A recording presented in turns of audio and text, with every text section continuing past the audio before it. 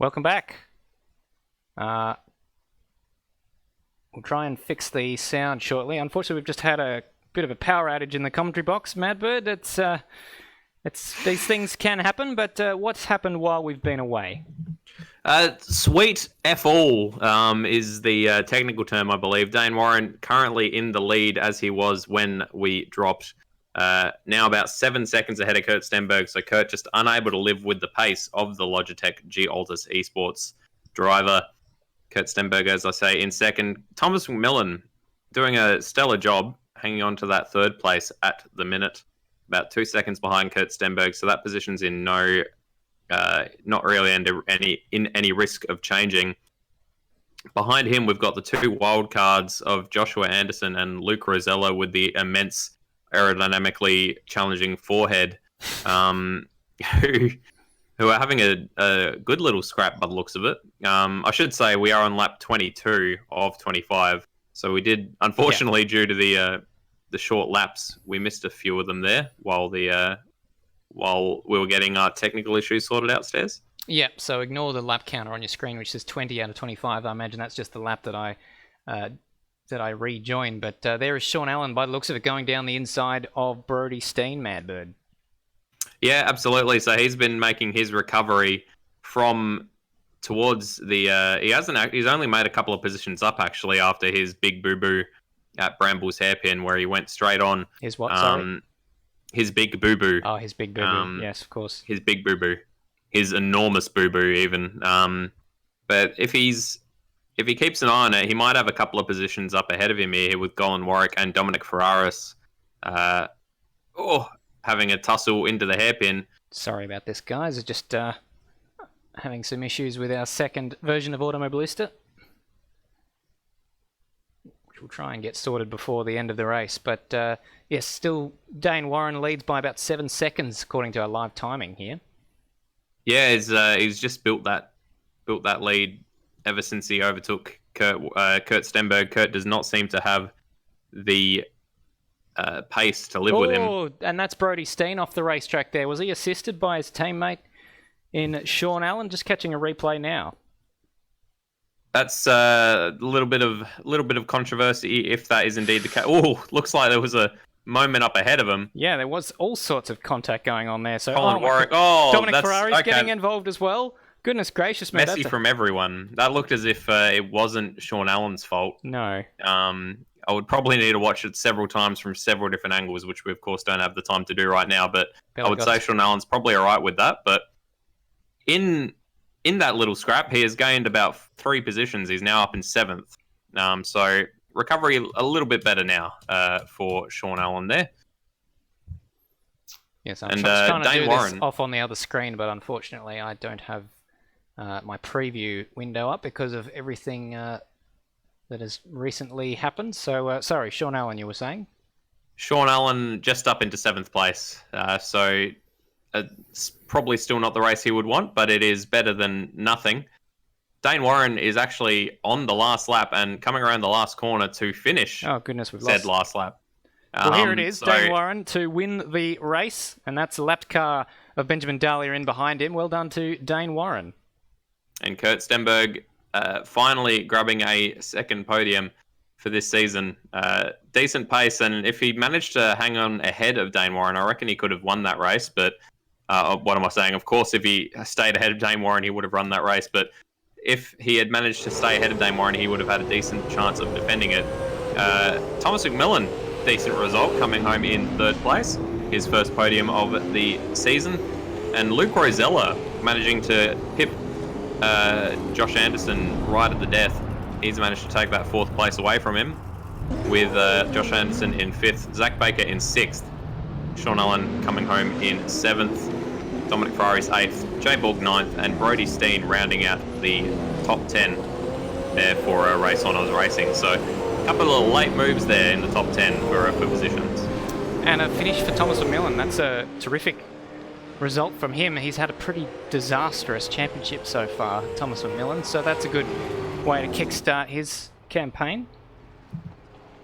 Absolutely, and of course it does mean that Lewis Kugley will be running in the Super 2 race next round. Oh, does it? Very good, Yeah, and because, of course, we know he is a man who honours all of his bets. 100%. 100%. 100%. All right, well, we're going to have a little bit of a break now while we try and mop up from the technical disaster that has just beset the commentary box. And what we'll do is we'll show you another disaster, which is me talking about teams points. So do enjoy that one. One of the most interesting parts of the Automobilista Supercars Championship is the Teams Championship. Now, last year we saw Kurt Stenberg winning the Drivers' Championship, but his team Trans-Tasman Racing, they finished third. And that's because they didn't have a second driver consistently scoring points for the team. Race on Oz, they took out the championship with two very, very consistent competitive drivers. Now, how does that happen? Well, we've got a championship that very much rewards consistency, as we've talked about in previous rounds with the breakdown of the points. So if you've got drivers consistently finishing in the top 10, scoring points, maybe the odd win every round, that's going to be very good for your team's classification. The other thing related to consistency is the fact that we do not have drop rounds in the team's championship. So with the drivers, they can drop their worst result in the first 10 rounds. The team's classification doesn't let you do that. So every result that you have in the year will count towards the team's points championship. So there's a few options with flexibility with the team's championship. You can change drivers at any point in the first 3 rounds. After that point though, you are locked in, so it's a good chance to evaluate your teammate and see if he and you are a good fit. You need to be able to communicate. For example, we have shared pit boxes in the Automobilista Supercars Championship for teammates. So what does that mean? If a driver is on the same lap as you, just a little bit further up the road, they come into pit and you come in behind them, you're going to have to stack behind them, which is very, very frustrating and really, really hurtful to the strategy of your race. So the shared pit box element of the teammate of the teammates is very, very important. Not such an issue with the endurance races though, as most likely teammates will be sharing a car. Let's talk about that. Endurance races are the bend through to Sandown, so longer races where co-drivers will be allowed. And if you team up with your teammate, you'll be collecting points for your team.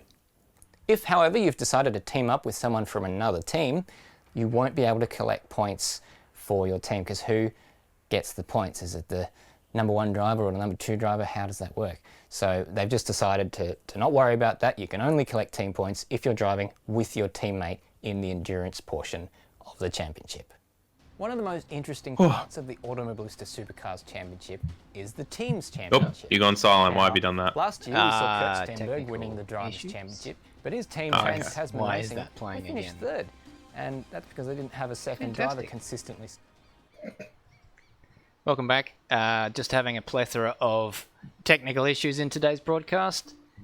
Do apologise. But we're pretty much sorted for race number 2. So we've got another qualifying session coming up very shortly, if I'm not mistaken. And then the big one, a 42-lap race, Madbird, in which case, which we will have pit stops for. Absolutely. So 42 laps, probably looking at just under 40 minutes worth of racing, maybe right on 40 minutes, including the pit stops. But I'm very much looking forward to that. It looked like a cracking race up and down the midfield for during the previous race. It was a shame that we had our technical issues, but of course, this is what happens when you decide to put the kettle and the oven on at the exact same time, Stairs. Well, it wasn't me, it was my housemate, and they hadn't realised they'd tripped everything, because the lights are on another circuit, and of course the lights are so important, and they stayed on. So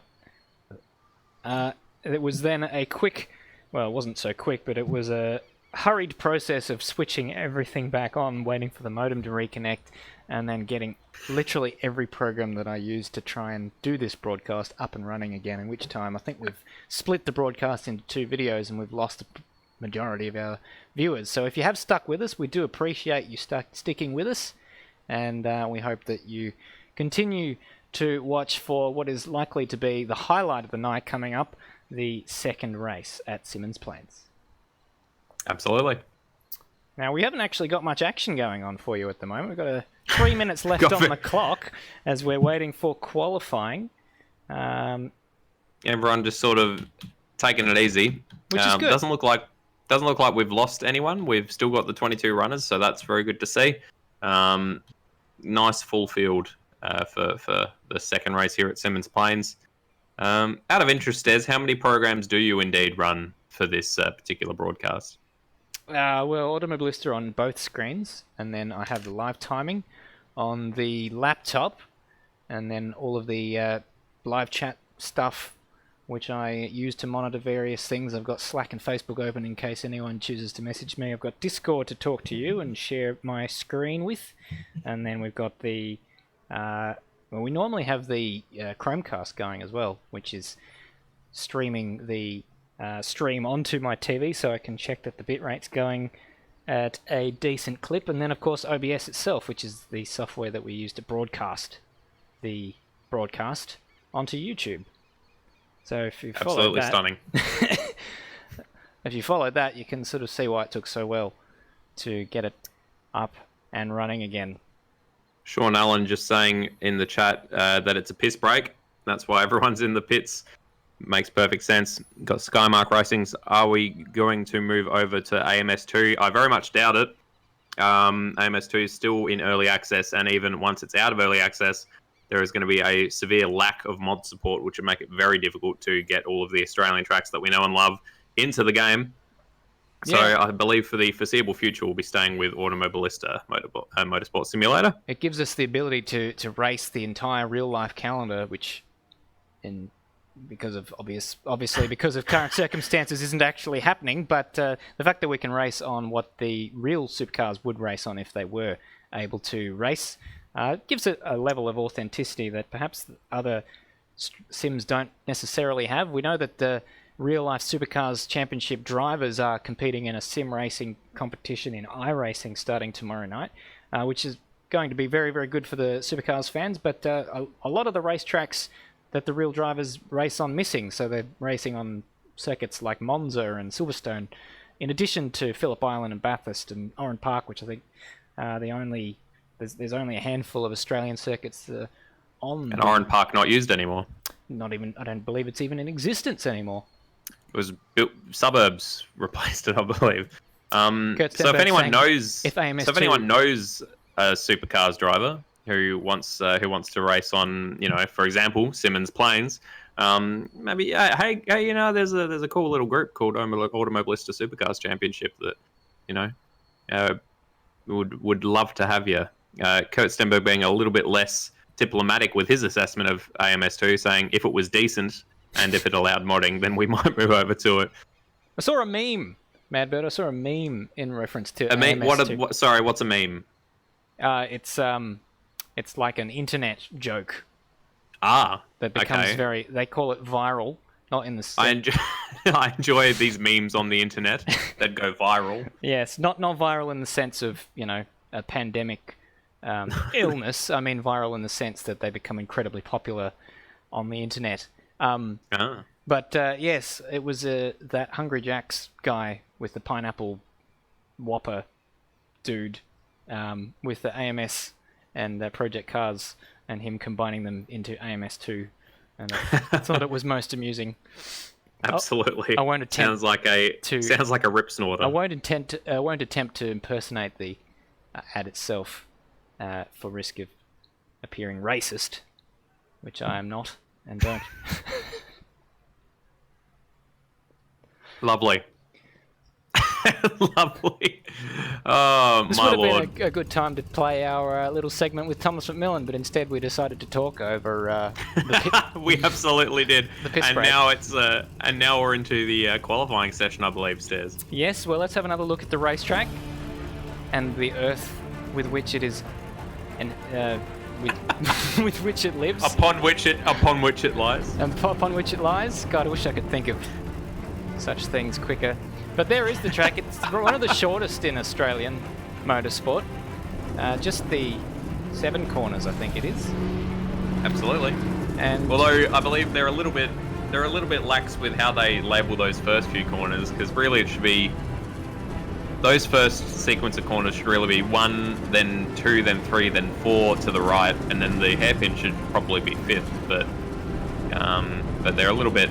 Looks a little bit like a steak. It does a little bit, chop. or a pork chop, yeah. Looking at it, yep. Like Road Atlanta. Looks a bit like a bit pork like chop. Road Atlanta, yep. Pork chop. 3 tyre sets available for each race weekend, so that includes qualifying and the race. So basically that number resets from what they had in the race 1 right now. So everything that they use now, right through to the end of race number 2. So because there's a pit stop in race 2, it's a little bit more of a factor now.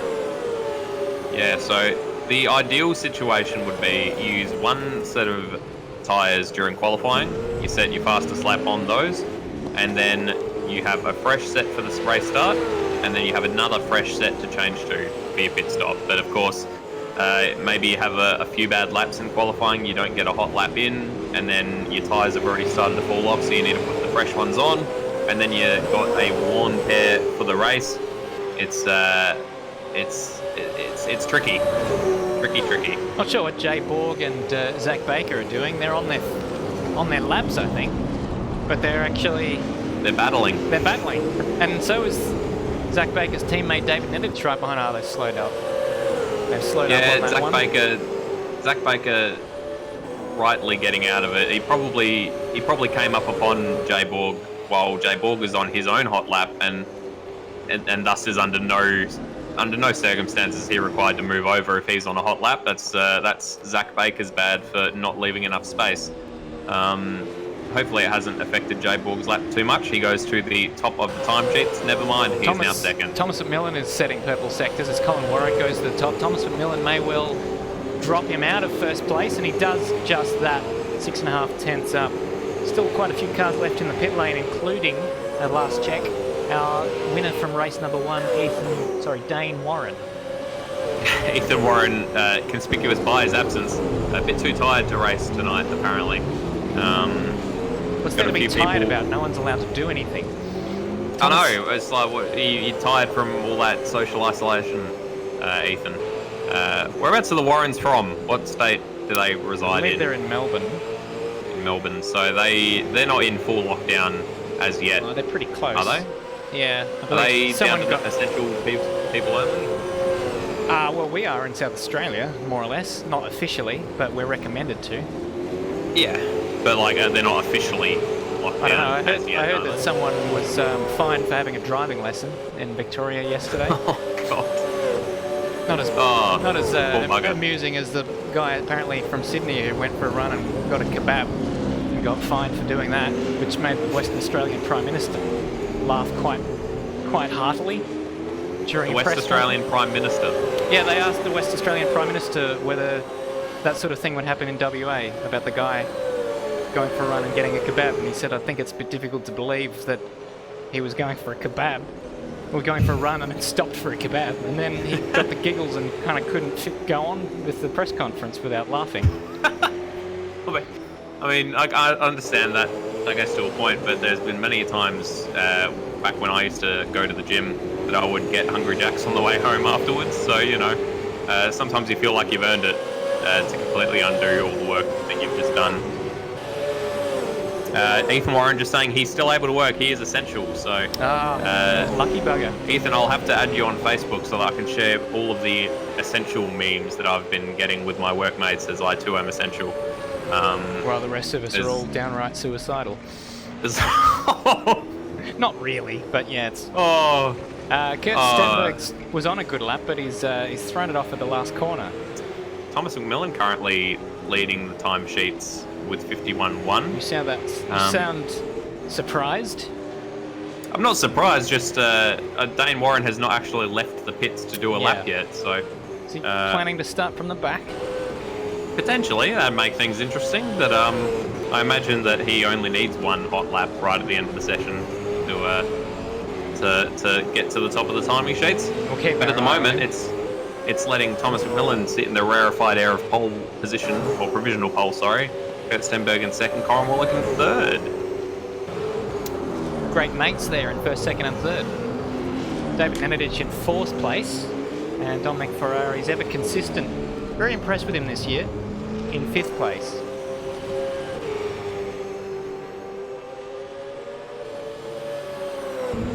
Absolutely. Foster Big Lolly in the chat again. Excellent name. Why aren't you racing, mate? I want to call out Foster Big Lolly, just saying, go, Kruger! I think that says Biggie Ollie. Yeah, but I prefer Big Lolly. Yeah, fair enough. Just in case anyone was triggered by my suicide joke before, do contact Lifeline if you are having any issues. I know it's a tough time for a lot of people right now, and legitimately, we really, we need to stand by each other. Not to bring the mood down or anything, but probably shouldn't make light of such things. No, it's a good point, well made. But to make light of something, Thomas McMillan is in pole. What a joke. Well, Kurt Stenberg currently leaving the pits. He's a good probably to try lap. to remedy that. He's a good hot He is lap. a good hot lap. It's just he's not particularly good at finishing races, but he's finished one race tonight, which is one more than I have. So that's pretty good. In fact, Zach Baker's just slotted up into 3rd place. What's happened to... That's good, yeah. Colin Warwick's been shuffled down to 5th with David Nenadich improving. He was 4th before, but he's got ahead of Colin Warwick, who was 3rd. So David Nenadich has sort of gone up and then got shuffled down, 1 step forward, 1 step back sort of thing. Yeah, we've got a couple of the regular suspects haven't set any times yet. So Sean Allen is currently on his warm-up lap, so we'd expect to see him up towards the pointy end. Look at this. Look who's out. Oh. Dayne Warren. Who's out? Dayne Warren. Dayne Warren, like a lion being let out of its cage into a herd of gazelle, is prowling out of the pit lane, stretching his back and sharpening his claws and looking at which particular gazelle do I want to eat whole tonight in one gulp. And at the moment, it's looking like Thomas McMillan sitting in that provisional pole position will be his victim. Jake Moloney also leaving the pits, so may actually deign to set a qualifying time this time. What a novelty. Who hasn't left the pits is Thomas McMillan. He's set his lap and he's like, oh, that'll do. Put the queue in the rack. Have at it, fellas. All yours. He's put the queue in the rack with that 51-1. He has. Or 51-2. Nearest makes no difference. Fong On just saying, we got to stand by Luke's big forehead. Absolutely. Luke's big forehead not doing him a turn of pace so far. He's down in 16th place. Speaking of his big forehead, we did have 16 times.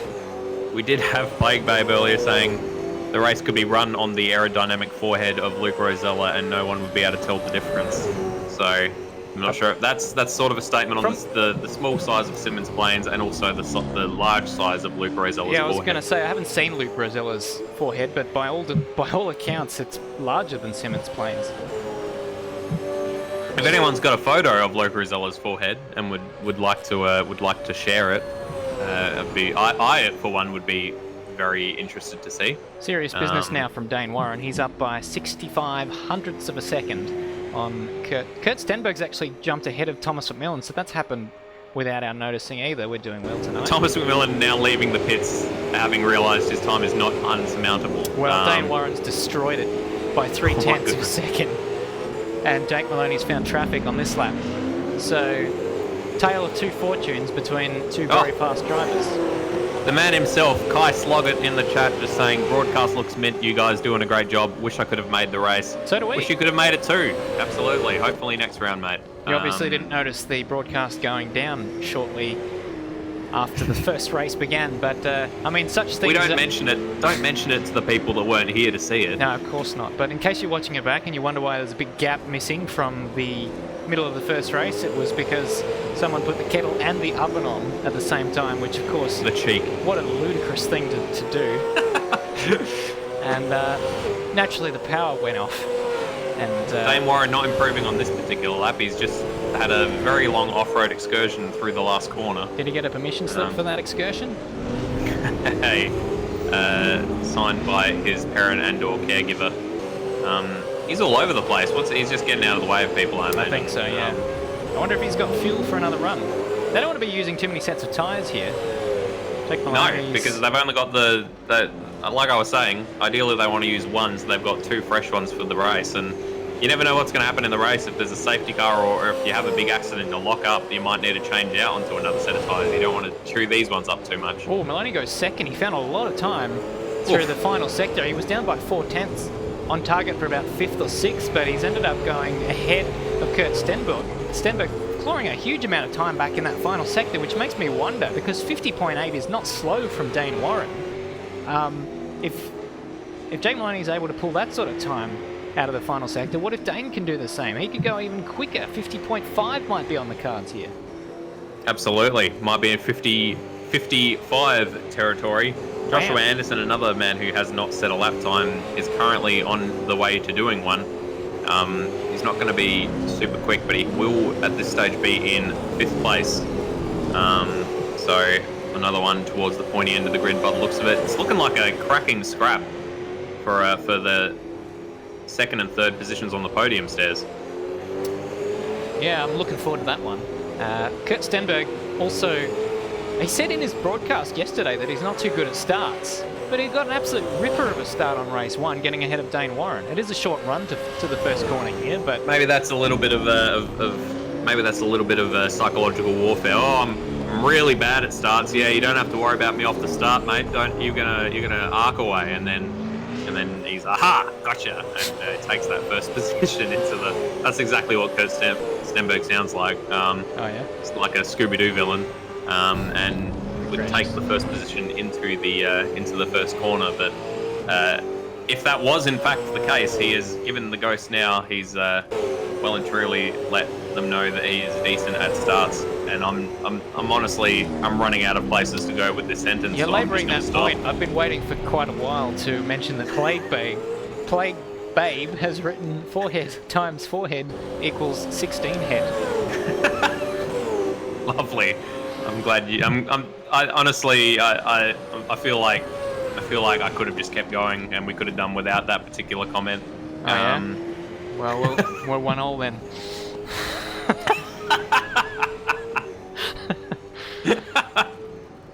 I love you though. Dayne Warren coming around the last corner to enter the pits, so he will not be extending his advantage this particular lap. No, the times are not flashing up on our screens with any great urgency. So Jake Moloney, wow, I wonder if he can go any quicker. He's in the pits, reversing into his pit box by the looks of it, so we've got a bit of time to see whether they're going to do anything else. Honestly, if I was them, I'd probably just wait it out, because I don't want to be using up those tyres too much.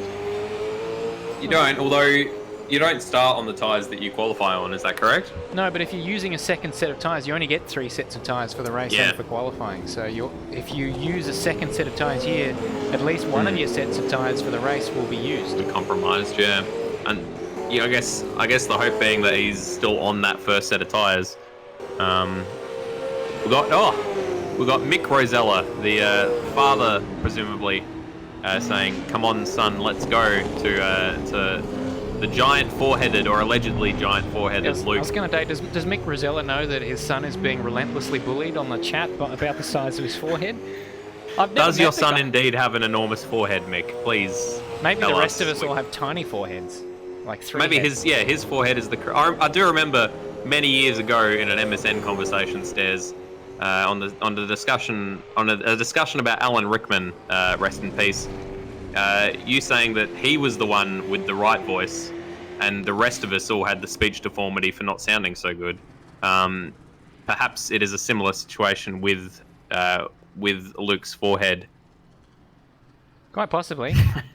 Very possibly. And now Mick himself is getting roasted into the chat. Oh, fantastic. Oh my lord. Nothing wrong with being bald. Nothing wrong at all. I'm on my way there, unfortunately. So my housemate's been on his way since he was in high school. Well, Benno. No, the other one. Aaron. Yes. The top 8 are in the pits right now, so there's not going to be any improvement now with just 10 seconds remaining. Benjamin Dahlia coming in. Dominic Ferrari's not on a flying lap at the moment, so our pole sitter once again is Dayne Warren, but it'll be Jake Moloney for Trans-Tasman Racing, occupying the front row alongside him rather than Kurt Stenberg. Kurt in the 3rd position on the grid though, so a decent run for both of them. Minvo saying, looks like Robert Kubica. My goodness. Kubica is Presumably one the of my forehead, not the favourite arm. human beings ever, but Goodness me. yes. There's a lot of harsh referring discussion. about the shape of his head or the or the arm atrophy. Let's move swiftly on. So qualifying has indeed finished. Doesn't look like anyone is going to improve. Colin Warwick coming into the pits is the only runner still out on track. So it looks as if Dayne Warren... Well, it doesn't look as if. Dayne Warren has taken pole position for the second race in a row. Jake Moloney second, Kurt Stenberg third, Thomas McMillan in fourth place. So he is giving himself a good opportunity to have 2 solid finishes in a row, something he hasn't done in quite a while. And Sean Allen for a race on Oz, rounding out the top 5 there. So looking forward to it, Stairs. This should be an absolute cracker. I'm very excited to see Jake Moloney, Kurt Stenberg, and Thomas McMillan in particular having tussles on the first few laps. Well, speaking of Thomas McMillan, I did get the chance to chat to him, and I've been promising this all night. Here is my chat with Thomas McMillan. This week's driver in focus is Thomas McMillan. It's fair to say that Thomas McMillan has a reputation as a win it or bin it type of competitor. Thomas was one of 7 drivers to taste victory in the Automobilista Supercars Championship, but finished 16th with 11 DNFs from 20 starts. It wasn't a great year, was it? I've had a few incidents with other cars, obviously, but when I did practice, I got the W, I guess. McMillan recorded 2 Ws in dominant style, with victory in the non-championship round at the fictional Perth Street Circuit, and again at the Sandown 250. However, aside from the Sandown win, McMillan's endurance campaign was hampered by technical issues, with a game crash putting he and teammate Josh Anderson out of the Bathurst 1000 after a front row start, and a disconnection at Surfers Paradise whilst leading by over 10 seconds in the early stages of the race. That was shocking. I thought I was leading the race and got disconnected. Yeah, did a lot of laps, but what can you do? It's sim racing, not real life. Despite these challenges, what does Thomas McMillan make of his chances in 2020? Oh, I can only give it a shot, but I'm going to represent Pleb Sim Sport at the highest I can, and yeah, I get some more wins, win the championship, and not crash out. Not crash out. You heard it here first. That is Thomas McMillan's goal for 2020.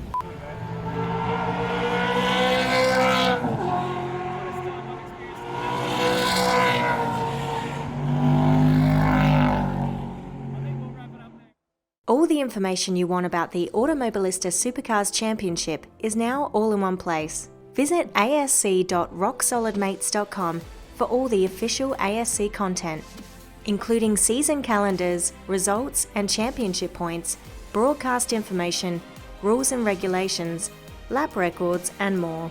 You can also get updates on our official ASC Facebook page. And don't forget to subscribe to our YouTube channel and hit the bell notification icon to get notified whenever we go live for all championship races. The Automobilista Supercars Championship is proudly brought to you by RSM, Rock Solid Mates, ARW, Apex Rear Wing, CW, Colin Warwick Designs, and Jinx Shifters.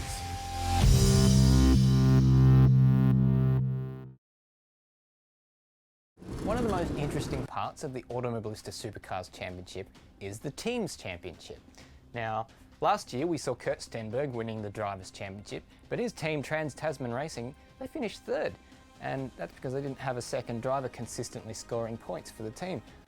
Race on Oz, they took out the championship with 2 very, very consistent competitive drivers.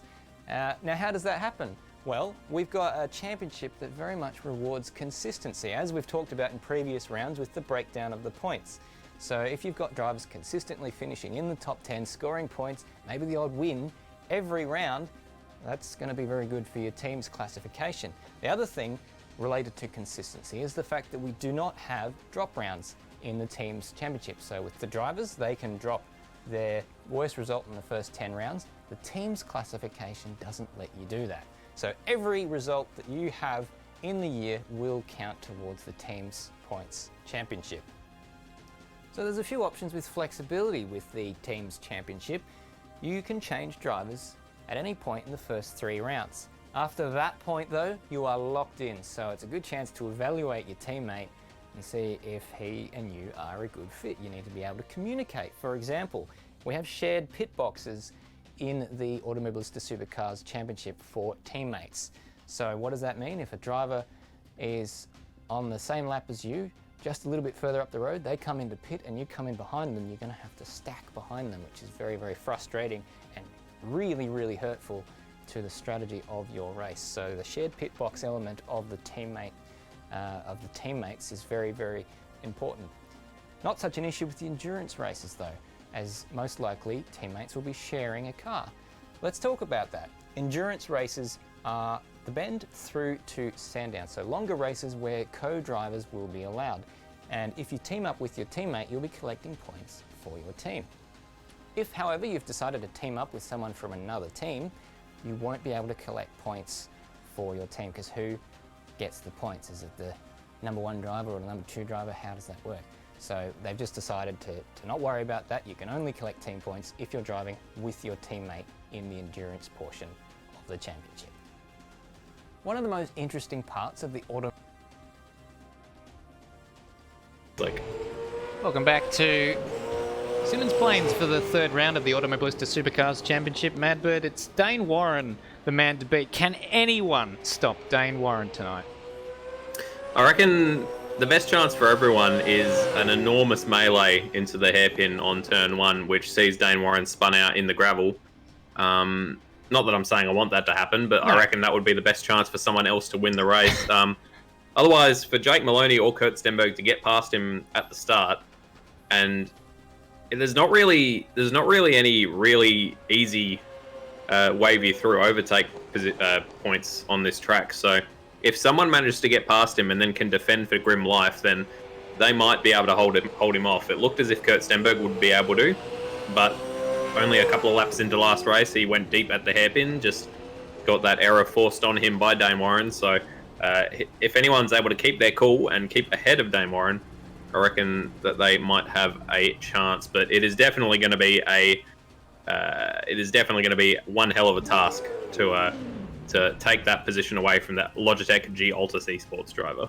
That's right. And Jake Moloney was the defending winner of this race last year, took out both victories, but started from the back in race 1 tonight. Here is the racetrack, and race 2 will be 42 laps around this circuit, 100 kilometers, so we will have a pit stop.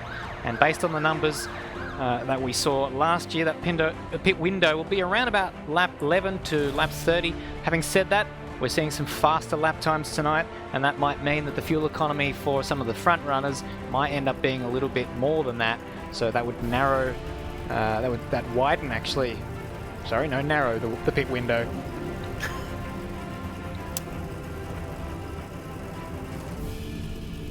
Very good. So we're waiting for the start now, just gridding up at the present moment. A reminder that we've got the 3 tyre sets available, so they'll have potentially used just the 1 set in qualifying. That's what I would have done personally, which would give them 2 fresh sets for this race. But if they had to have another go in the qualifying session and they used another set of tyres, that means that they'll be on slightly used tyres at least at one stage throughout this race. Very level grid slots. First and second are essentially side by side, so not a huge advantage other than the inside line for pole sitter Dayne Warren, who leads us off. Jake Moloney starting from 2nd place after starting from 2nd to last in the first race. What can he do from there? Can he get ahead of Dayne Warren? Kurt Stenberg, his teammate, right behind him in 3rd place. Thomas McMillan with a decent 3rd position finish in the first race, looking to replicate it starting from 4th. Sean Allen, whose season has just not gone to plan so far, starting from 5th, had to recover from a big accident in the hairpin just as they're entering it now. In the first race, was not able to do so really. Zach Baker and David Anadich line astern for ZB Racing in 6th and 7th. Josh Anderson, wildcard driver, in 8th place. Dominic Ferraris, very impressive with his pace as always, considering the people ahead of him, in 9th place. Colin Warwick in 10th. Brody Steen, the other Race on Oz driver, in the Mustang in 11th. Jack Handel in that beautiful DuPont car in 12th. Luke Rosella starting from 13th, which we know is not his true pace. His dad Mick is watching, so wave to your dad, Luke. Hopefully a decent result this race as well. Kelvin Ada in that blue car in 14th place. Jay Borg in 15th. Decent finish for him in the first race. Let's see if he can climb up the standings and replicate it. Aiden Schultz in 16th. RSM Latino 17th. Benjamin D'Alia in 18th place. Steve Warwick, father of Colin, the broken-footed Colin Warwick in 19th place. Now. On the mend-footed Colin Warwick. Alex Cattle in the Satellite Race on Oscar in 20th. Hayden Kruger in 21st. And I know we've got a Hayden Kruger fan in the chat, so hoping that he can climb his way up the field from his starting position in last as he finds his grid slot now, and the revs begin to rise. About to go racing for the feature race here at Symmons Plains in round 3 of the Automobilista Supercars Championship, and a much better start this time from Dayne Warren, but Jake Moloney's giving him something to think about. Look at Thomas McMillan going side by side there with Kurt Stenberg, but it's Dayne Warren leading the way from Jake Moloney. Thomas McMillan, has he held on? No, Kurt Stenberg is sandwiched in between his teammate and Thomas. Absolutely, they're right, very much line astern. Jake Moloney pulling out very late, trying to go around the outside of Dayne Warren. No, nothing doing. There's a pile up behind him. Who's around? Someone's around. It looks as if it is Jay Borg got sent around. I think it was Jay Borg or somebody. No, Josh Anderson is in the wall at the hairpin. Oh no. We've got a yellow flag, local yellow. Just going to catch a replay. This is the replay of Josh Anderson. It was not his fault. He got absolutely tangled up. The cars in front all stopped, and then he got rear-ended, so he ended up paying the worst out of anyone in that incident. And unfortunately, that has meant that Josh Anderson has been an early retirement in this race. He's in the garage, Matt Bird. That's a damn shame. He had some. Him and Luke Rosella had an excellent scrap during the first race. I was looking forward to his pace in the second one, but it's a messy corner at the best of times, that hairpin, and especially when you've got a gaggle of cars up your rear. At the front, Dayne Warren still holding onto that lead over Jake Moloney, and Kurt Stenberg in third. So Dominic Ferraris is battling with Colin Warwick. There's an absolute gaggle of cars as they were coming through the hairpin. There was also... Oh, never mind. I thought David Nedidich was about to have a horrible accident. He got his tyres out on the run down into the last corner, but he managed to hang on to it. Sean Allen, he lost that position to those two Race on Oz guys, not the Race on Oz guys, the ZB Racing guys on the previous lap, but he's regained it, so he's back up into his starting position of 5th. So Dominic Ferraris was side by side there with Colin Warwick, but unable to affect the overtake. A little bit of a bottleneck starting there with the cars battling, and that's allowing the ZB guys to just make a little bit of a break for it. I saw someone locking up into the hairpin there. I don't know if anyone's... I believe it was Kurt Stenberg, which has given Thomas McMillan a little bit of a look at him, but not enough that Kurt Stenberg probably has to be worried. Yeah, but he's certainly giving him something to think about. So these are, with the exception of Jake Moloney, the positions that they finished in race 1, if I'm not mistaken, was Kurt Stenberg 2nd and Thomas McMillan in 3rd. That's absolutely correct. So if you take Jake Moloney out of this particular lineup, you would have the positions as they were. Surprising no one, Dayne Warren setting the fastest lap. Already down... He's stretching away. He's 2 seconds ahead already. 51.2 seconds. And that's faster than... I didn't actually take note of what his fastest lap was in race 1, but certainly faster than last year's fastest lap, which was set by Jake Moloney. Now, I think Thomas McMillan has just made a little bit of a mistake, as Kurt Stenberg is right on the back of his teammate Jake Moloney, and Thomas is a few car lengths back now. Yeah, Kurt Stenberg trying to go down the inside at the last corner. That's bold. It looks like he's got the job done as well. Where's Jake Moloney slotting in behind. Wow. These cameras are very wide. I thought Jake Moloney might have sailed off the racetrack there. Bit of a wiggle there for Kurt Stenberg as Dayne Warren once again sets the fastest lap of the race down into a 51.1. Very close to last year's qualifying pace already. Yeah, absolutely. That is ridiculous. He is so fast. He's already 2.7 seconds ahead of Kurt Stenberg, and the Trans-Tasman drivers and the Bled Sim Sport driver of Thomas McMillan battling for this 2nd and 3rd positions is only going to help him. Gonna send that Logitech G-Altus eSport ZB Commodore flying into a very soon to be insurmountable lead, I imagine. Well, it's 2.9 seconds already. The pit stop may bring him undone. It has only once in the past this year, where he got a drive-through penalty in the first race in Adelaide, which handed the victory to his brother Ethan Warren. Well, they were having a pretty good scrap to start with already on that in that race. God, look at that gap already. Kurt Stenberg, I think, is slower than his teammate. I reckon Jake Moloney has got more pace, but as I was saying, there's not really anywhere easy to overtake on this track. Kurt Stenberg nearly made a liar of me and went deep at the hairpin, but he's held on to it. Well, if Kurt's faster than Jake, then why did Jake let him overtake him? That's well, very question. true. It's a very, very good point you make. Thomas McMillan doing quite well to hang on to the back of these two. I reckon he'll continue to do so. He's looking pretty good tonight, and I've 100% just given him the curse. But we did show that feature earlier on tonight, showing that he wants to win races and potentially challenge for the championship. Well, up until this point, he's shown no inkling of doing such a thing. But tonight, it's been a different Thomas McMillan, I think. He's been sorry, go ahead. I was just going to say, he hasn't looked on the ragged edge like normally. He appears to be 9/10 of the way to crashing pretty much at every point. Well, as I said when we hopped into voice earlier, he had done about 70 or 80 laps in the practice session before the race. So clearly he's and I saw him. He went out in the warm-up session between qualifying and this particular race. So he's obviously put in some time to get himself acquainted. Sean Allen, however, is beginning to become acquainted with the rear of Thomas McMillan's car. Yeah, he's really caught up there, hasn't he? Down to 0.2 of a second. Well, Thomas McMillan had a very messy last sector on the last lap. I think he dipped a tyre in the last corner, so had to bleed off all that speed.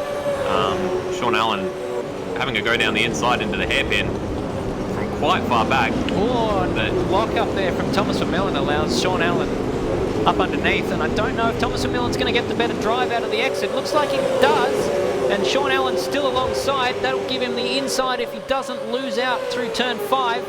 He does, and he'll have to slot in behind. Very, very tight racing.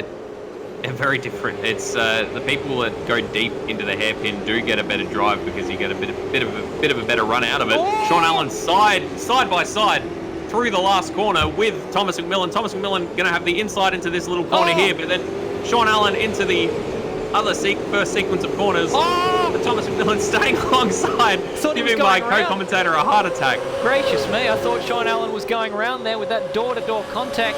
His car was rotating and Thomas was going straight on, but Thomas has hung on for now. But my goodness, he is absolutely... Oh, he's gone deep again at the hairpin. But again, look at the drive. There's so much Look at him go. Grip on the outside of the hairpin there. Look at him go. Look at him go. But Sean Allen is probably going to try the exact same thing again. He gets a nice toe through this long curving straight, which is a contradiction of terms, but you know what I mean. As they go into the last corner, it looks as if Thomas McMillan's tied it up a little bit over the last lap. Sean Allen not going to be able to get up alongside this time around. But my goodness, they're having, as Plague Babe says in the chat, they're having a nice little ballroom dance. A ballroom dance in the bull ring. So, as good as this battle is, we're also got, well, I was going to say, we had 2 Zach Baker teammates racing each other, but David Nevedich, I thought, was up there. He's fallen back. It's Dominic Ferrari's all over the back of Zach Baker. Once again, Thomas McMillan, it's like that's his normal line, is locking up into the hairpin and then getting a good exit around the outside. But while this is going on, we've also got Kurt Stenberg holding off Jake Moloney. That's gone out a little bit further now. He was all over the back of Kurt Stenberg a moment ago. He's just pulled out a few lengths. Now I saw another car, was it Kelvinator or something on the inside of the racetrack spun? So much going on right now. He has dropped down the standings. He's currently in 18th place. Josh Anderson still... Oh, sorry, we've had Jack Handel DNF at some stage as well, so we've missed that one. So that is a shame. A very good livery lost. Second DNF of the race after Josh Anderson came undone on the first lap. I'd say not his own fault. He just got caught in the sandwich. Jake Moloney deep. Jake Moloney off at the hairpin. Thomas McMillan is through, as is Sean Allen. So Jake Moloney has gone from 3rd down to 5th place. Thomas McMillan now in third place, defending it grimly from Sean Allen. That battle still continuing. So what happened there? It looked like he just got all out of shape under brakes, nearly collected his teammate Kurt Stenberg, and found a nice little Sean gap. Allen! Sean Allen? Oh, Sean Allen, he's not gone around, but him and Thomas McMillan had another bump through the last corner. They were side by side once again, and Sean Allen came off worse this particular time, got out on the grass, managed to keep hold of his car, so very well done in that respect, but lost oodles of time, so he's now down into 7th place. Unfortunately, that replay didn't show it particularly well. See if we can bring it up on our other screen there. But Sean Allen now down to 7th place, so that's unfortunate. That's put an end to what was a pretty good run from him. He's been having an absolute nightmare lately after he was very, very quick in the opening testing races. Won a couple of races there, but then it just all fell apart. We had a lot of pace in Adelaide, but wasn't able to put it on the board. He got a penalty in Melbourne. And it's just been bad luck after bad. Oh, Jake Moloney around on the last corner. I don't even know what happened there. Maybe he dipped a tyre or something, but he just got a swapper on and couldn't catch it. He's now in the wall and trying to get himself turned around. Oh, thought he was about to reverse out into Jay Borg. He's DNF. Jake Moloney out of the race. Unbelievable. He's done that all by himself. I wonder if he's got damage. Well, he was carrying damage. He's out of the race now, so it's completely academic. So Jake Moloney, well, what a shame. What a real shame, because he was a real contender in this race. And that's a huge shame. It looked like he was catching up on Thomas McMillan, who had taken that 3rd place from him. So that was going to be a tasty little scrap. But as it stands, 3rd DNF of the race for Jake Moloney there. And we're not even the podium position. Sorry, go ahead. Well, we're only about a quarter of the way in, so that's just really disappointing. I think you were about to say the podium positions are as they were in race 1. What was that? That's exactly what I was about to say. What was what? I heard a big crash. And Colin Warwick is recovering to the track, in fact, recovering into the pits, so perhaps it was him at the last corner. Well, it's a bit difficult to tell. I thought it might have been crabbing at first look, but let's catch a replay. It's already happened there. Oh, yeah, that's a heavy impact. He was battling with David Nenadich, and I don't think David had anything to do with that. It's like I wonder if that's a return. It looked like he might have been trying to go around the outside and just dip some tyres in the grass, and then lost it all by himself, because I didn't see any contact between himself and David Nenadich. A technical issue with his wheel. I know he's running the new wheel, because the Clippity Clop 100 was his last race with his old wheel, I believe he said. So I wonder if he's still having some teething problems with the new setup. Just a guess. But possibly, yeah. A new wheel is something pretty difficult to adapt to. Anyway, that's an early pit stop from him. Potentially could make it to the end of the race, though. We're inside the pit window. Yeah, so he's going to have to make those tyres last a long time, but he could technically fuel to the end of the race. So quite quiet on the podium front at the moment. We've got 6 seconds between Dayne Warren and Kurt Stenberg, and then 5 seconds, or 4.5 seconds, sorry, back to Thomas McMillan in 3rd place. Thomas McMillan spins at the last corner! No! Unbelievable! Right as we cut to him, or right as you started talking to him, Thomas McMillan, how things go from bad to worse. It was looking so promising.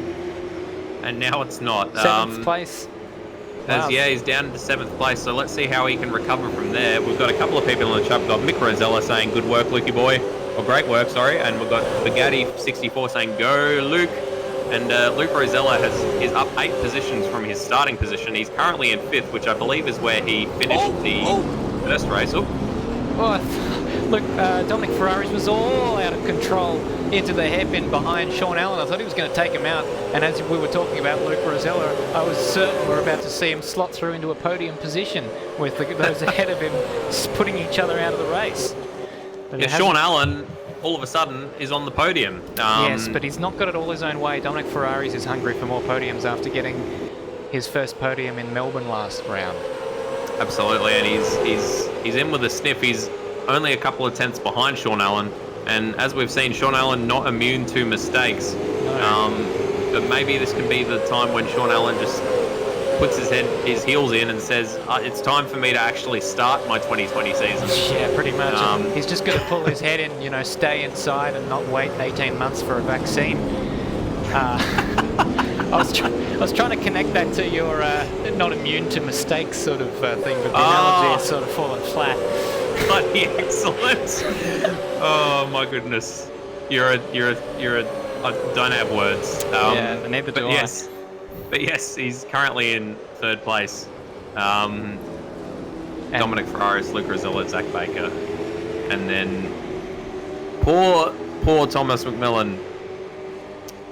He's now about 6 seconds off that 3rd position that he was occupying. So not insurmountable, and he's shown he has decent pace. So it's the story of his life, isn't it? He shows he has pace, but he doesn't always do with it what you might expect him to. No, the results don't seem to come. I mean, it's unbelievable. If you look at his results from last race or last year, how many he DNF from? Unbelievably inconsistent. But when he was there, he was there. There were so many races where you remember, he had a great battle with Kurt Stenberg that race, no points. Oh, he had a great battle with Ethan Warren that race, no points. And of course, and a lot of those are due to his own issues, but of course he did have a couple of technical gremlins. He was absolutely dominating the Surfers Paradise endurance race, and had some technical issues which kicked him from the race. So it wasn't all his own fault, just mostly. Well, Luke Rosella's having a pretty ding-dong battle here with Dominic Ferraris, and from behind with Zach Baker giving him a lot to think about there. Very tight line there from Dominic Ferraris. We've seen people like Thomas McMillan prefer the outside line and with great effect able to outdrag people to turn 5. But Dominic Ferraris is making that inside line work very well for him. I don't want to put the moz on Jay Borg, but I've noticed we've got 3 DNFs and all 3 of them start with a J. We've got Joshua Anderson, Jack Handel, and Jake Moloney. So he's out by himself at the moment. He's got 7 seconds in front of him and 3 seconds behind him. So it would be incredibly embarrassing if, as we cut to him right now, he were to DNF. It would be incredibly embarrassing. But it's not going to happen. It's not going to happen, of course not. Commentary Curse does not exist. Or in fact it does. Yeah, well, I feel like there is potential for that to happen if they had the stream open, but I've always thought people who do that are mad. What, racing while they have the stream open? Exactly. Like, if someone started talking to me, or I even saw my own car on the broadcast, I'd be like, oh, that's it. Crashed into a wall. Yeah, I know a couple of people that do that, and I can barely concentrate on driving with no distractions, let alone when I've got something else open on the other monitor. Dominic Ferrari's into the pits. He is in the pits, so he's pulled the trigger on lap 20. That's pretty much the halfway distance. So we saw Colin Warwick pull the trigger early, but that was because he had a crash. So that was a scheduled stop from Dominic Ferraris, not so much for Colin Warwick. Yeah, Colin Warwick was currently down in 17th place, so that will come to him as the people ahead of him pit stop, but it was still a costly accident that he had. It's quite a long pit lane in proportion to the racetrack itself, of course. It's a short lap. The pit lane's not that long in absolute terms, but because it's so much of the lap, it makes a big difference. Because the lap is so short, it's a large proportion of the lap is the pit lane. So he's come out just behind Jake no, that can't be Jake Moloney, that'd be Kurt Stenberg. So he's 1 lap down, is he? Dominic Ferraris, no, he's in 30. No, so yes, he is 1 lap down on Kurt Stenberg. And Thomas McMillan right behind him in 14th place. So Thomas McMillan must have pulled the trigger as well, and we missed it. So easy to go a lap down around here. That's one thing. It is. It absolutely is, because it's such a short lap. We've got Alex Cattle in the pits as well as Hayden Kruger. So that'll be interesting. That's it for the moment. Oh, Zach Baker and Luke Rosella have stayed out on this lap. No, they haven't. I was at a completely different part of the racetrack to what they were. Speaking of Luke Rosella and Zach Baker, they're in the pits. They haven't stayed out. That's what I mean. Oh, my goodness. I've made a fool of myself. I was looking at them come through the penultimate corner because it's such a tight camera angle, thinking that's the last corner. They haven't come in the pits, but they were in a different part of the racetrack to what I called, and as such, they hadn't reached the pit entry yet. And when they did, drive through penalty for they Alex immediately made liars of me. So that's unfortunate for Alex Cattle. It's going to put him a long way down. Drive through penalty is so costly around here. Must have sped in the pit lane. Like a sped. Zach Baker is on the move, and so too is Luke Rosella. Dominic Ferraris is coming around the final, actually through the pit entry now, and it's going to be very, very tight indeed. Dominic Ferraris trying to see He's come out behind Zach Baker. Oh, it's so tight. But Luke Rosella is down in 12th place, so Zach Baker actually made that position on Luke Rosella, and he's given himself a little bit of a buffer as well of Thomas McMillan and Dominic Ferraris. So must have fueled, either Luke Rosella has overfueled or Zach Baker has underfueled.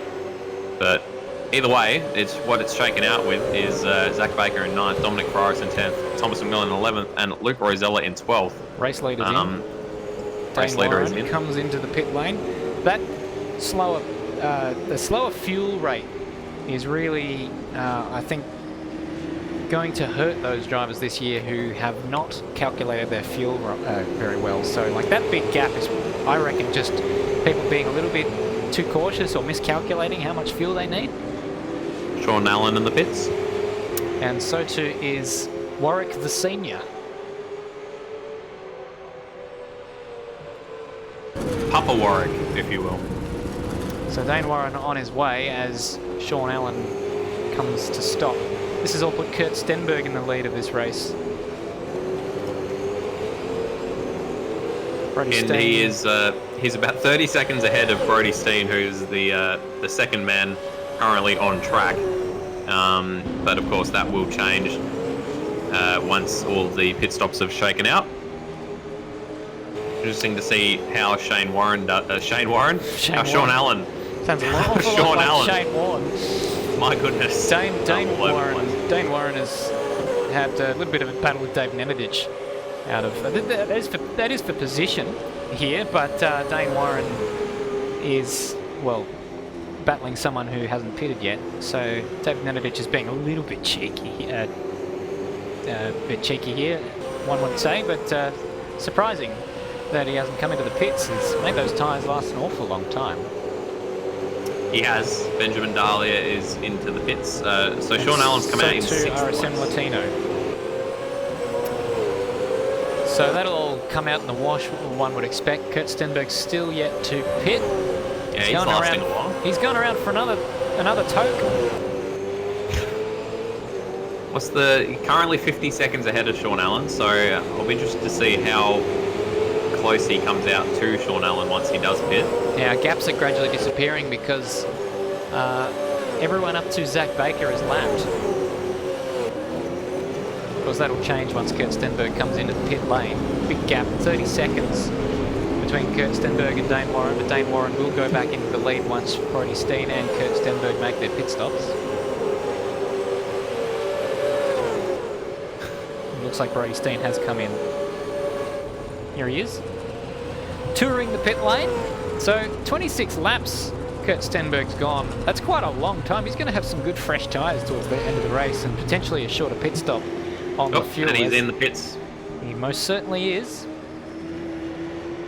So he's pitting from second place, and one would think, we haven't seen him make any mistakes, that he will continue to be in second place once he comes out of the pit lane. Although David Nenadich yet to make his pit stop too. Yeah, he's made those tyres last an age, as David Nenadich. 27 laps and counting. Although is he gonna? No, he's not diving in this lap. So again. My goodness, very close to the edge of the pit, or of the fuel allowable laps. His tyres won't be very happy with him, I would think. So Kurt Stenberg's going to rejoin in third as a result of that, and Dayne Warren will have a lead of around about 11 seconds over him, 12 now, and Sean Allen is a long way behind. Yeah, that gap was as big as that before the pit stop? No, I reckon that gap has inflated. About 13, better part of 14 seconds now between Kurt Stenberg and Sean Allen. Kelvinator just getting out of the way for Kurt. No, he's not. Never mind. Speaking of inflated, do you think that $10 bet you made with Lewis Kugeley should inflate according to the official interest rate or to the consumer price index? Which one's bigger? Probably the consumer price index at the moment, since interest rates are historical. I reckon that should inflate then, if someone wants to calculate that for me. I was thinking of doing a whiteboard segment on it for Winton, which is the round after next. David Nedich finally in the pits, so 28 laps on that stint. And, Whereabouts did I make the bet? It was Winton. Let's get another battle there for Steve Warwick. Around about May. Give me a month, May.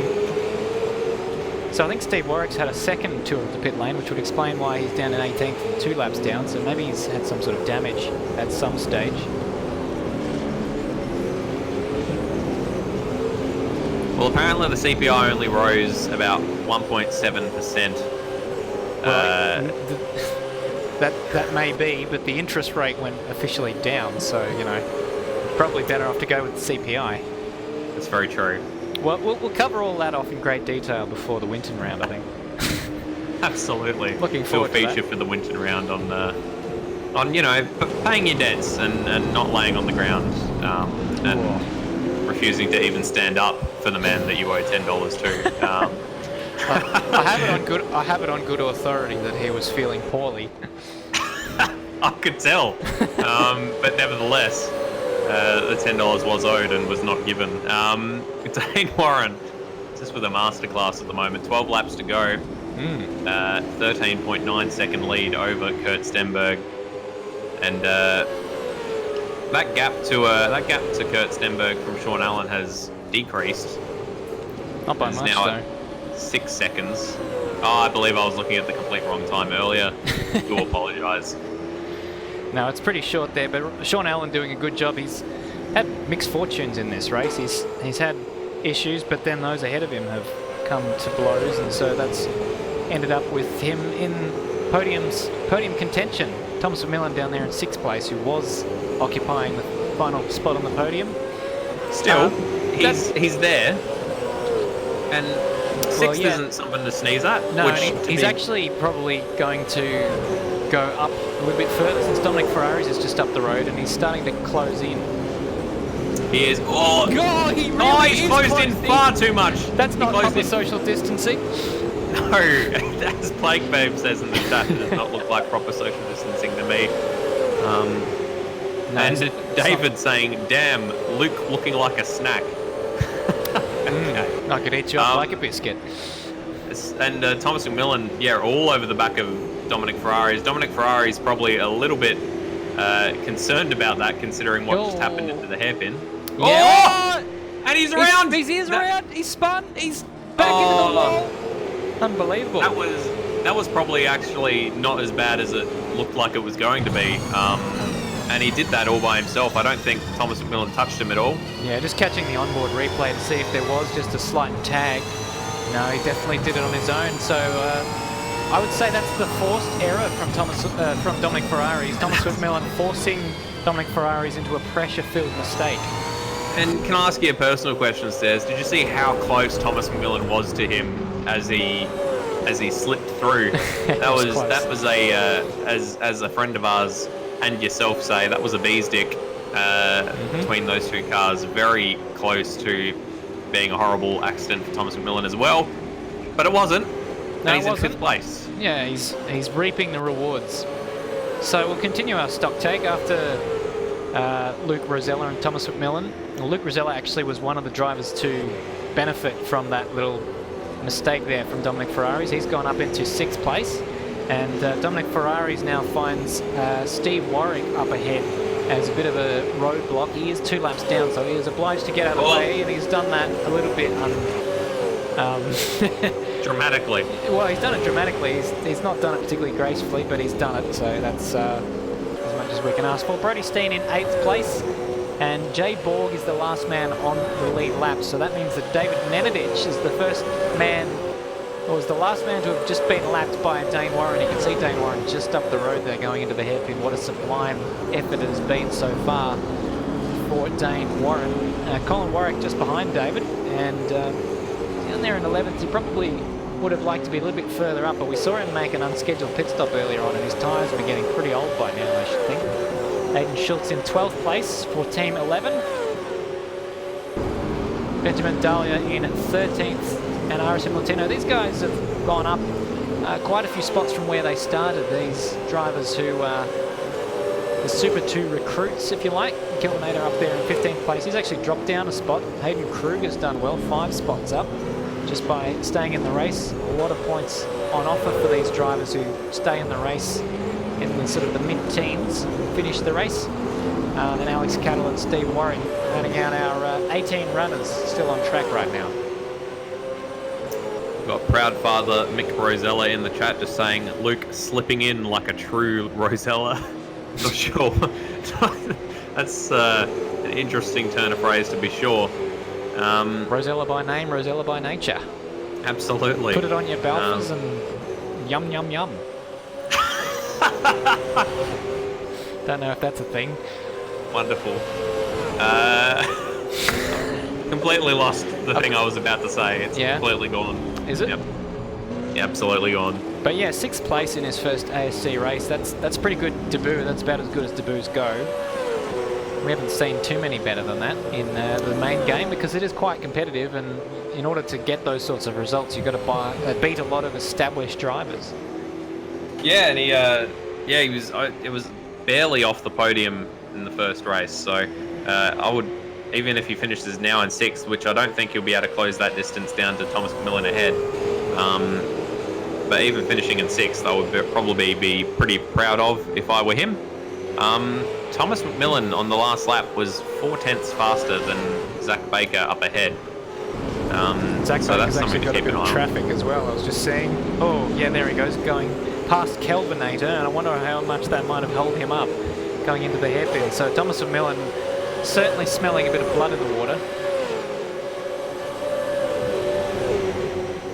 Indeed, and the water which has been quickly frozen by the Kelvinator right behind the bleeding Zach Baker. That was a laboured analogy. Few of ours aren't. But at least we acknowledge it. Kelvinator missing his front bonnet as well, so he might be dealing with some handling issues. Bit of a lock up there into the first corner.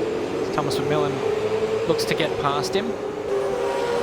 And this time Thomas McMillan was about 2/10 slower than Zach Baker, so yeah, that lapped runner just causing a bit of issues here.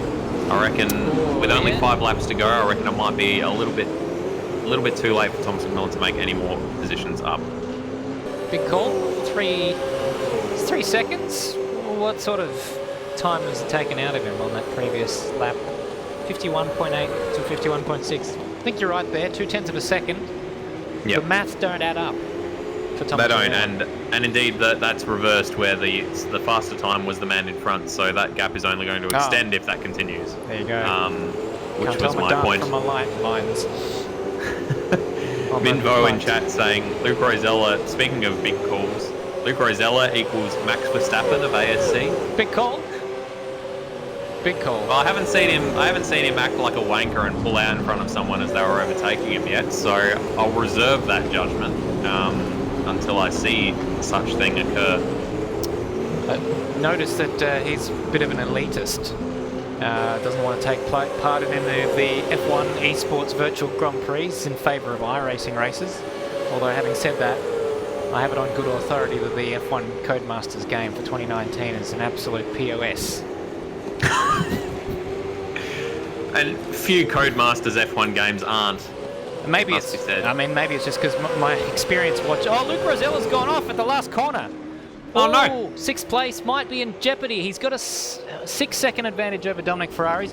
Nervous moments there for Luke.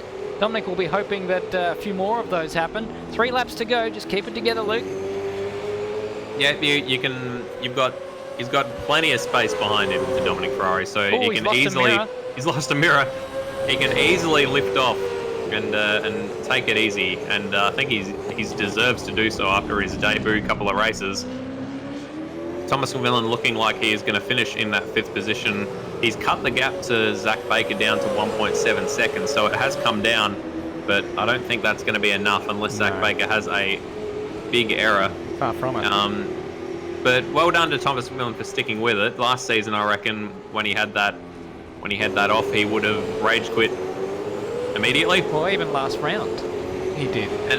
But he is sticking with it, and he's at this stage he's going to bring home 5th, which is still some very decent points. Huge points. At least very well done. 2/3 of what you get for a win in this championship. Very, very rewarding of consistency is this point system.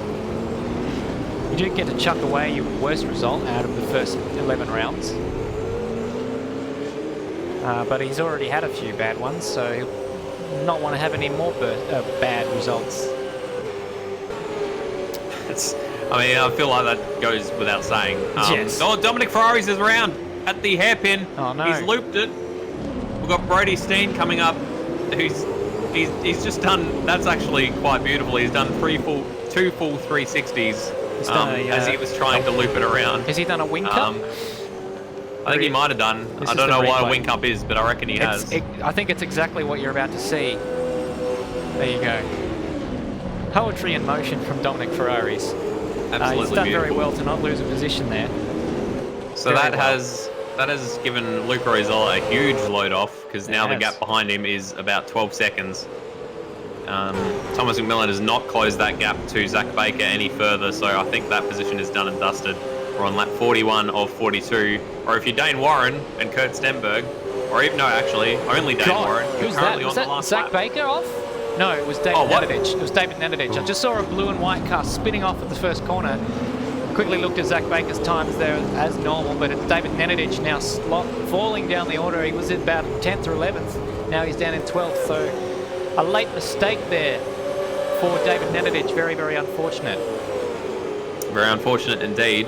Someone who has not seen much misfortune in these pair races, Des, is Dayne Warren. Or indeed in any race this year.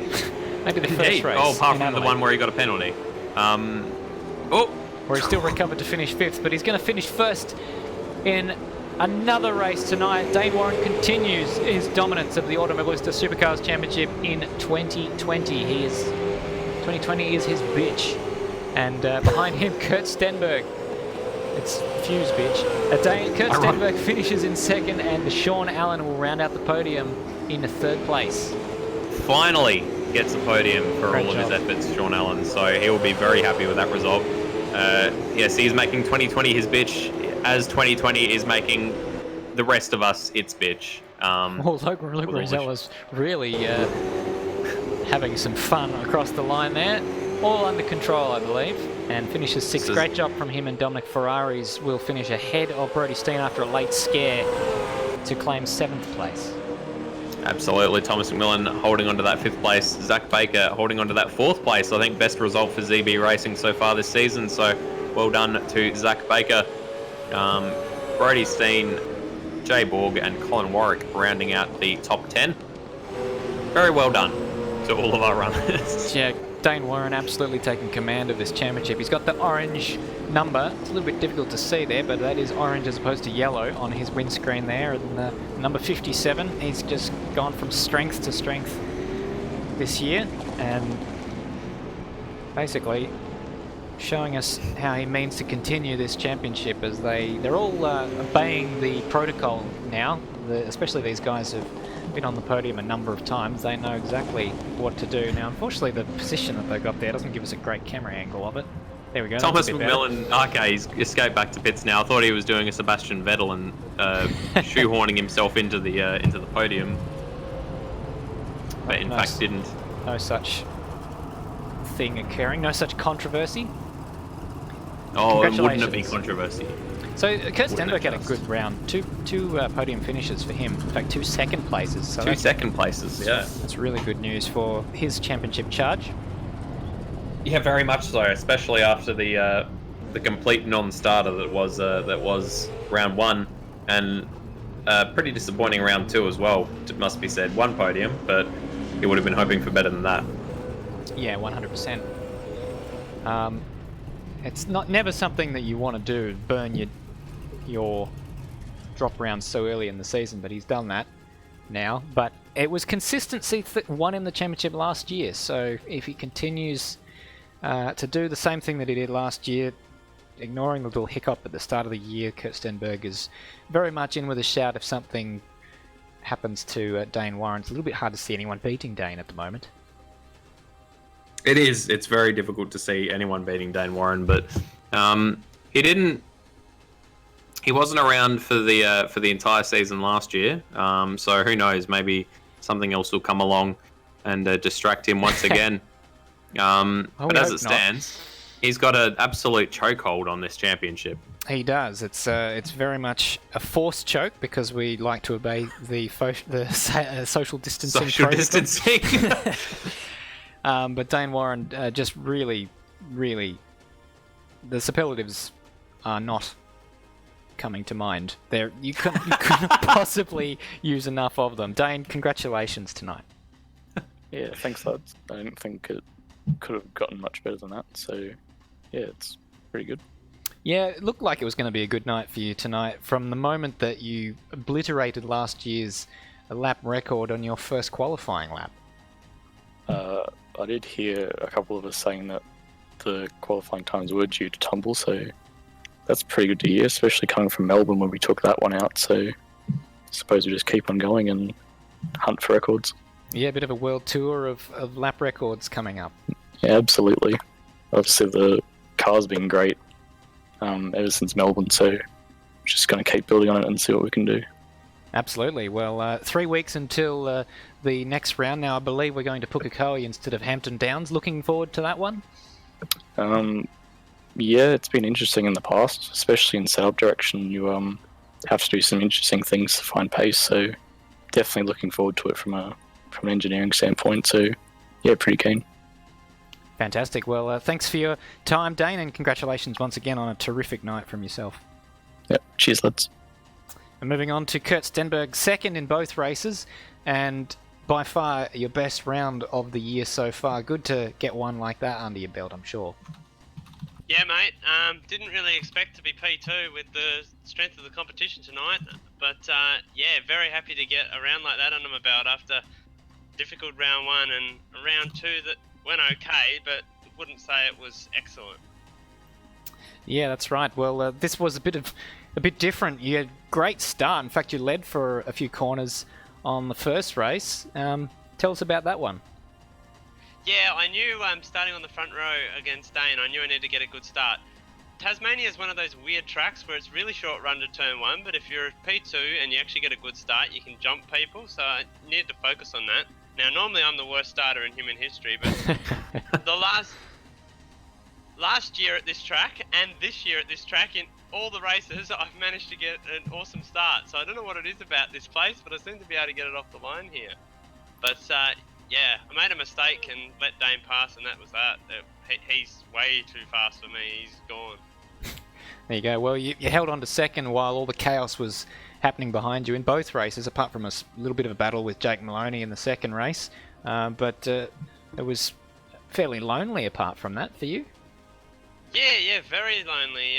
I was a bit surprised by Moloney. I feel like he had the same pace as me. I mean, I got past him because he made a little mistake, and I felt like that battle was going to go the whole race. But I pulled back my braking markers a bit in the second race. After race 1, I was overheating brakes and I was missing my marker a couple of times and made a few errors. And he seemed to be braking a tiny bit later than me, and I seemed to be catching him out. And then I caught him out at the hairpin, and then yeah, he disappeared into my rear vision mirror, and I'm not sure what happened from there, but I saw that he didn't finish, which is not good for our team's championship, but it is what it is. It is what it is. Well, nonetheless, congratulations on 2 second places. An excellent result for you, Kurt, and best of luck in the next round in New Zealand. No worries. Thanks, mate.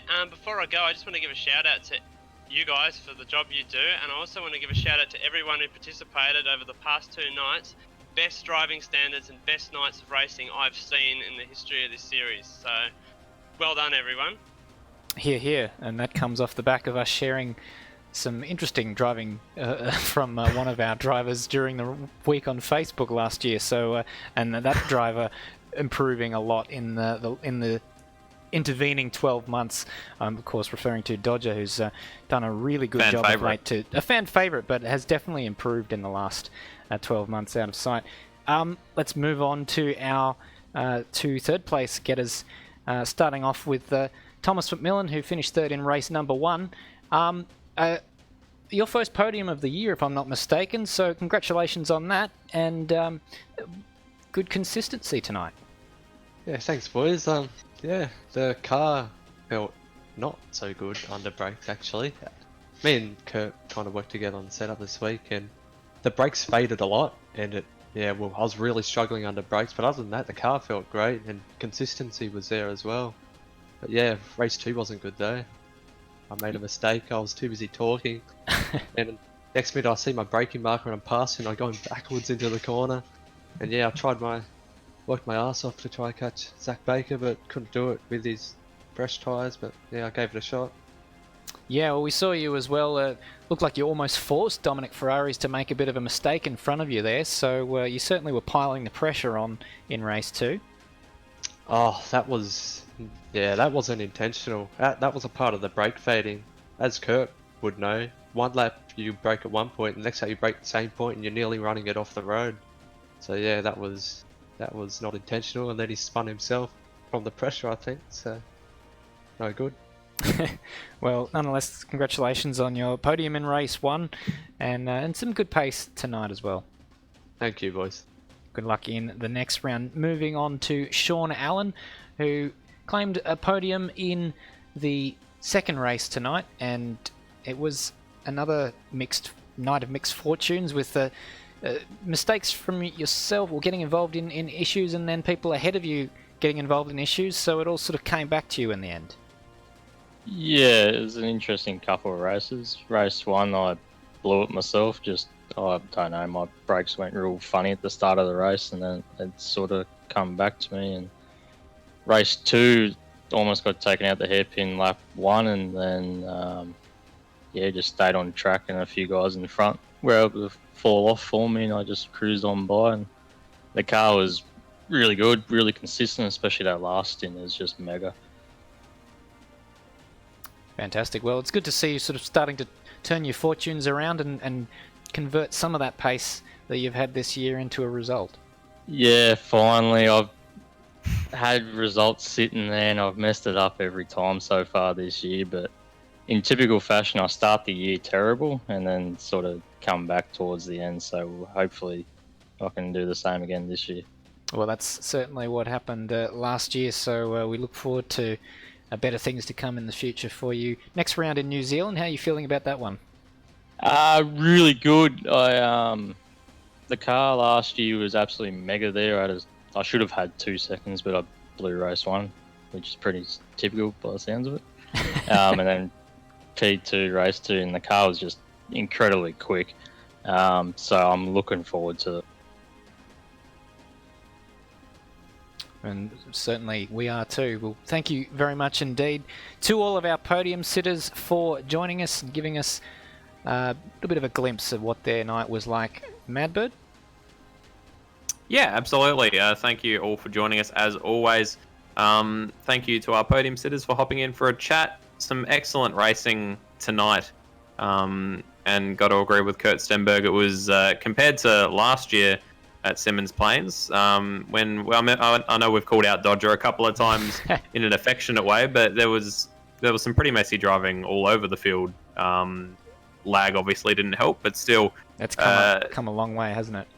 Yeah, this season in general, like the quality of the driving has improved leaps and bounds, and I've been very impressed. So I'm very, very excited for New Zealand for round 4 stairs. Absolutely, that's coming up in 3 weeks' time on the 28th of April. Mark that one in your diaries. I don't reckon you'll be doing anything, so do tune in and catch us for some excellent racing in the Automobilista Supercars Championship for round 4 in 2020. That's all the time that we have, Madbird. We're going to close this one off for tonight, and we will see you again in 3 weeks' time. Absolutely.